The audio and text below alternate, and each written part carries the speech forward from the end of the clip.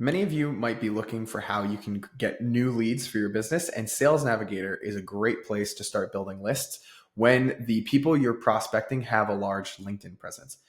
For those who don't know, my name is Eric Nowoslawski, and I run a cold email outbound agency. Last year, we generated over 10,000 positive responses for our customers, and Sales Navigator was one of the platforms that we used to generate those positive responses. And so we're going to go over how you can build lists in Sales Navigator and then how you extract those lists out of Sales Navigator, because LinkedIn is a walled garden of just amazing data, and you need to be able to pull that data out in order to use it. And so we're just going to jump into everything first, just how we overall are using some of these filters. And so the company filters are pretty self-explanatory. We can jump in here and we could say, hey, I want them to be at this current company and I want the company headcount to be like this, whatever it might be. The most interesting thing I would say is the past company. And so if you want to target people who used to work at your customers and now they're working someplace else, so let's say HubSpot was one of our past customers, now we can target people who used to work at HubSpot and now they've gone someplace else. Sales Navigator is one of the best places to be able to do this. Other databases are very focused on, hey, they work at this company right now. Do you want this list of people working at this company right now? And it's tough to build a list of people who used to work at other companies. And so this past company filter makes it really easy to be able to do that.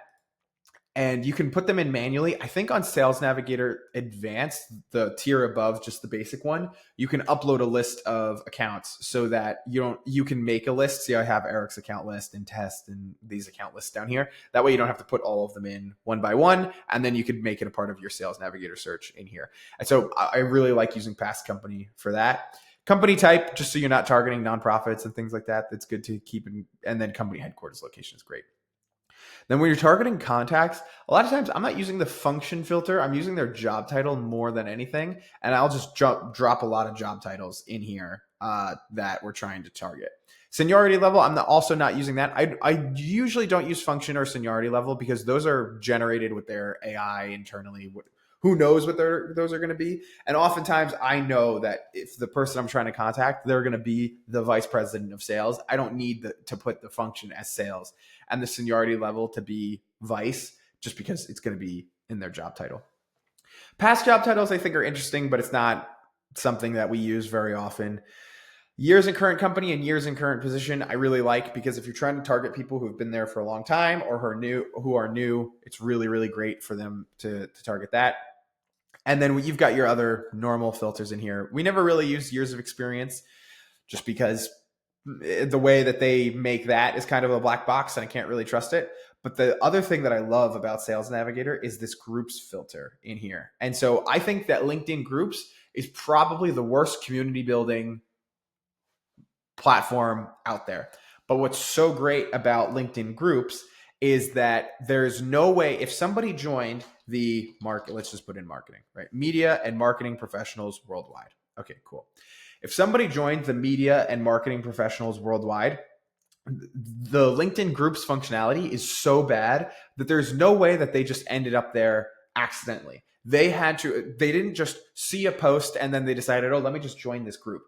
They had to seek out the group because they heard about LinkedIn groups at some point, and then they decided to join the group themselves. So oftentimes when you're looking for people who are interested in a certain topic, using LinkedIn groups is really, really great to be able to pull those people, because like I said, there's no reason to join a LinkedIn group other than you are really interested in that topic and you self-selected to be in it. That you didn't accidentally make your way into a LinkedIn group. And that's why I really like it.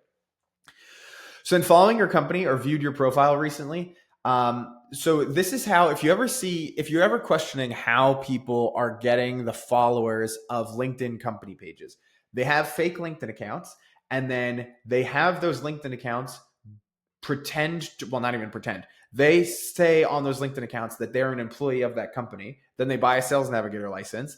And then once you just say that you're an employee of that company, you could scrape Sales Navigator and you could get everyone following your company.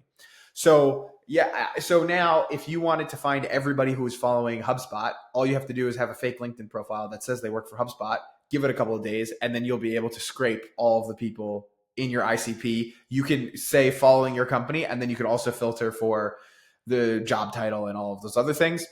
And that's how they're getting it. So that's just a really, really great intent signal to target by. And I just love using that signal a ton. And so that's how people are doing it. Exportlists.io helps you do that. And so does Scrape LI. Those are really great to be able to help do it. So because you need fake profiles. So we don't do that ourselves. We pay somebody to do it. Best path in with these connections. If you're an individual sales rep, I think these are great. But because if you're going to be scraping data from Sales Navigator, you're going to use fake profiles. There's not going to be anything because this is connected to your profile. So if you're an individual sales rep, these are always really good to just be using. Recent updates, change jobs, posted on LinkedIn, mentioned in news. Nobody's really mentioned in news that often, but posted on LinkedIn and change jobs are really, really great filters to add on top. And then these, we don't often use these because, again, we're often using fake LinkedIn profiles to pull from Sales Navigator. So these are all based on your account, and we just are never really using our account. But I would say those are the top things that we're using Sales Navigator for. And we will create our Sales Navigator search in, of course, Sales Navigator.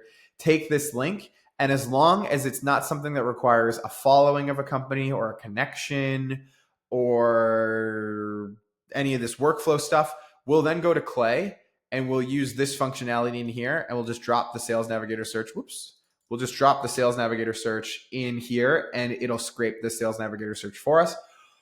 Or if we need a really, really big list, or we will need to scrape a company's followers or something like that, that's when we use export lists or scrape LI.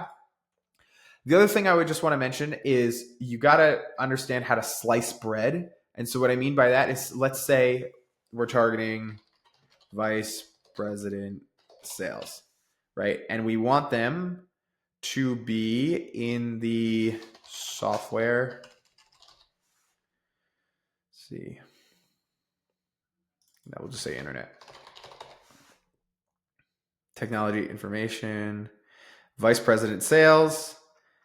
Okay. And then we also want them to be in New York, whatever. So each, why is it saying that?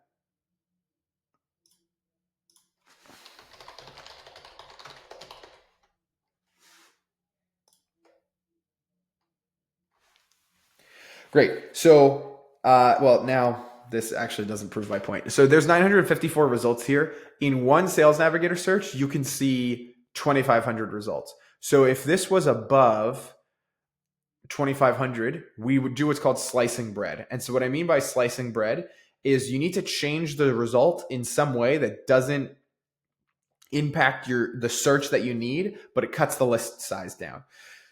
So here, so there's 10,000 people here. I really want the vice president of sales at technology, information, and internet companies. These are the things I can't break.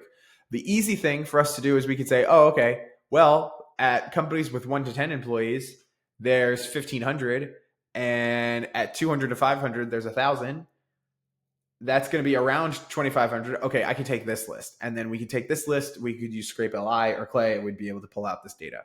Then we could say, okay, now we're only going to focus on 11 to 50, and then we'd be able to scrape this. So when you have a gigantic search that you can't scrape with one of these tools in one go, because Sales Navigator is limited to 2,500 at a time, we call it slicing bread, because I need vice president of sales and I need them to be, in this industry, but I don't really care what the company headcount is, but I can use the company headcount filter to pare it down. And so then that's how you'd be able to attack the entire list.